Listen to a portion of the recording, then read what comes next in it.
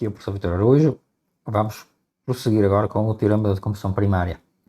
Então, suponhamos que temos um certo operador linear num espaço fatorial de dimensão finita, corpo real ou complexo, e que o polinómio mínimo do nosso operador linear pode escrever como um produto de fatores mónicos e primos entre si. Portanto, o polinómio mínimo se escreve como um produto de polinómios, cada um deles primos entre si e mónicos.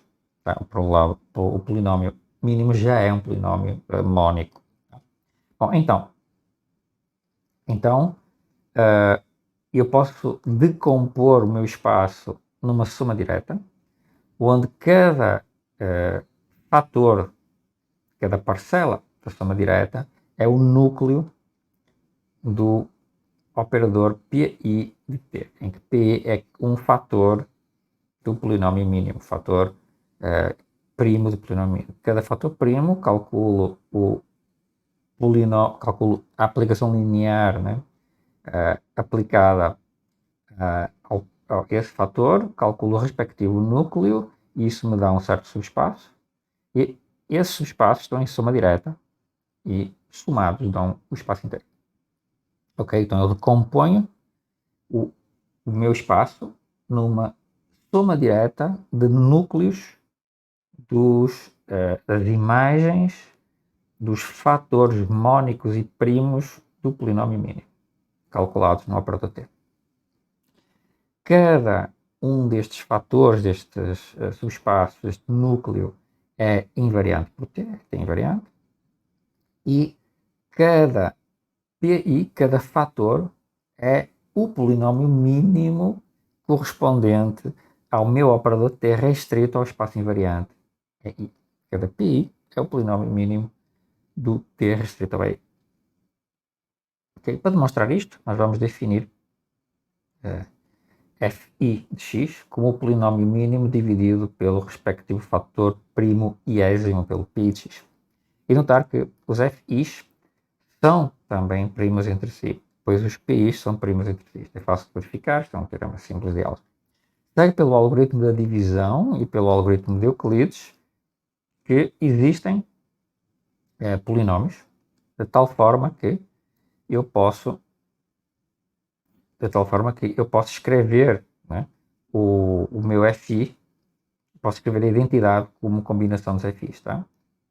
Então, recordamos que dois polinómios são primos entre si se o único polinómio que divide dois polinómios P1 e P2 são primos entre si se o único polinómio que divide P1 e P2 é uma constante, um elemento invertível do anel dos polinómios K de x, onde K é um corpo.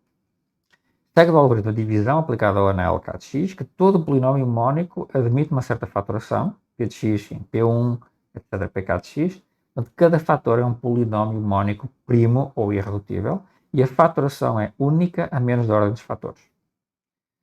É o algoritmo de divisão. E também o algoritmo de Euclides, né, segue seguir dados polinómios mónicos, P1, etc. Pk, existe o máximo divisor comum dx e polinómios Q1, etc. Qk, de tal forma que P1, Q1 mais Pk, Qk é igual ao máximo divisor comum.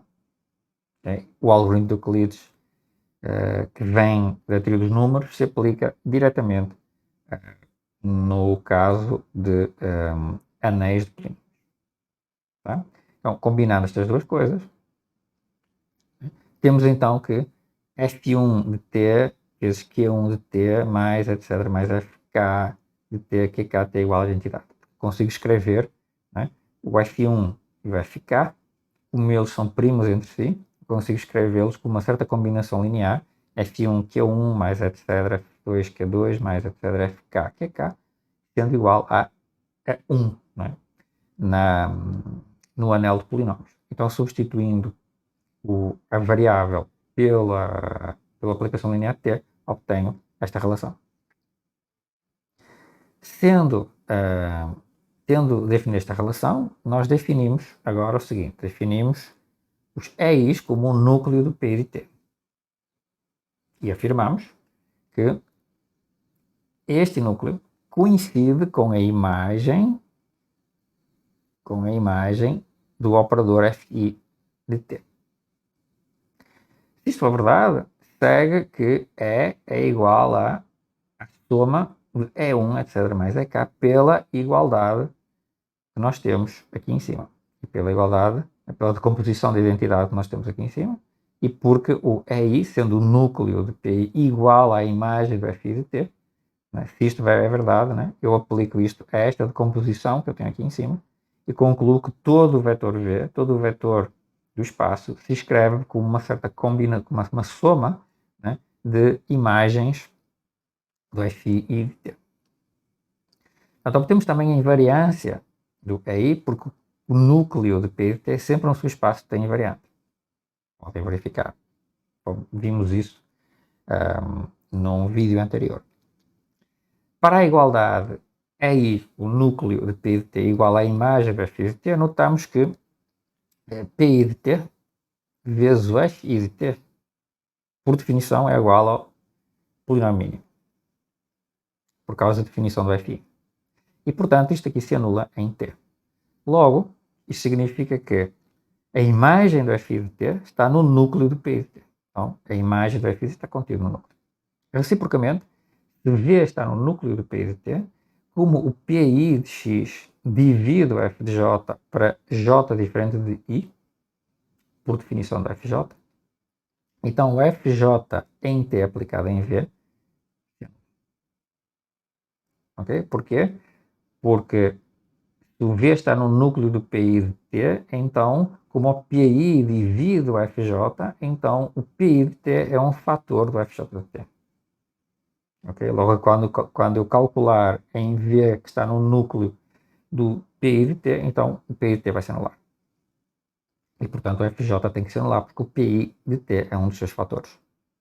Bom, em particular, então, o V, que se escreve deste jeito, como F1 de T, Q1 de T de V, mais etc. FK de T, QK de TV, por causa da relação inicial.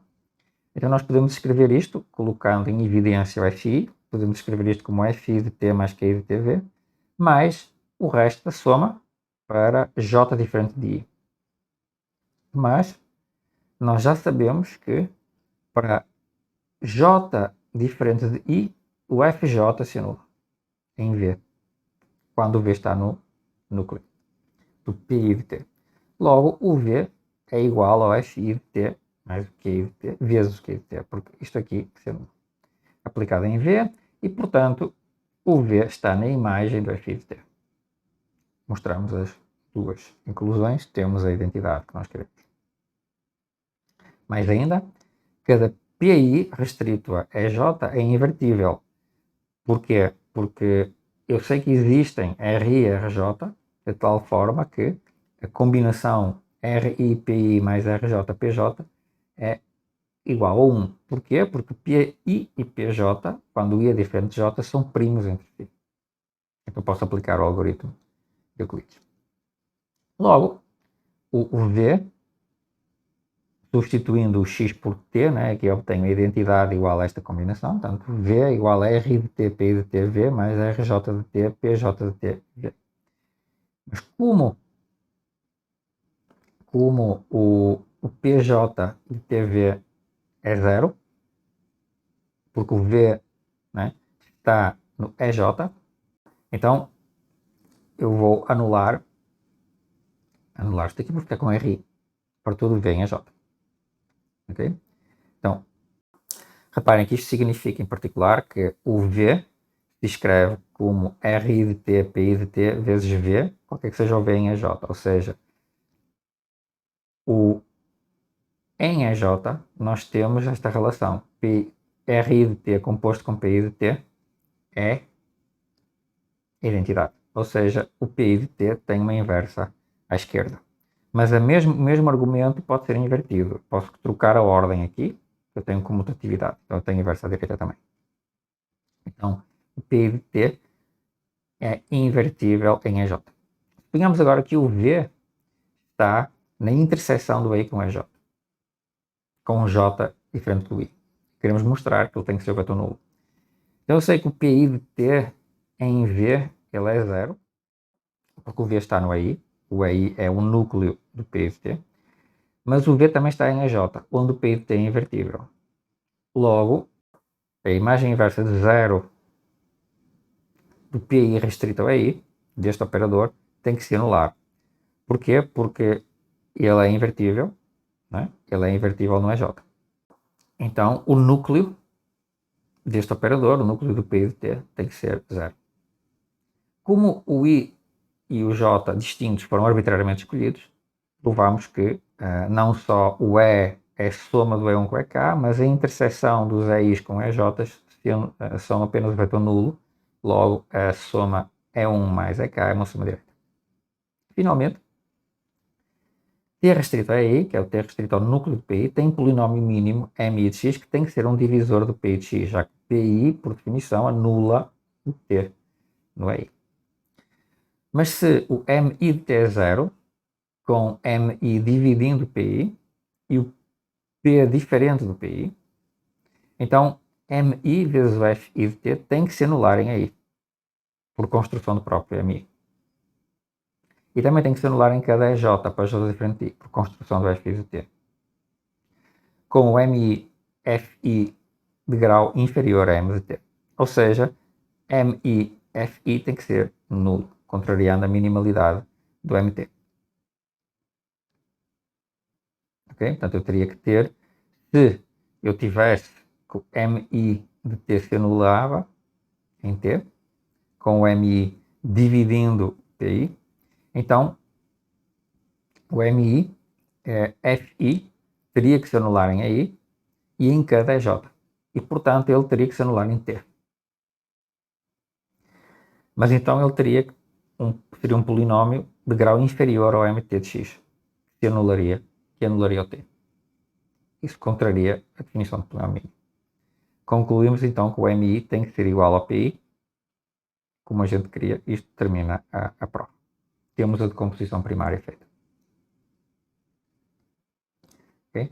A partir daqui nós podemos entender a relação entre o polinómio mínimo, polinómio característico e diagonalização de operadores.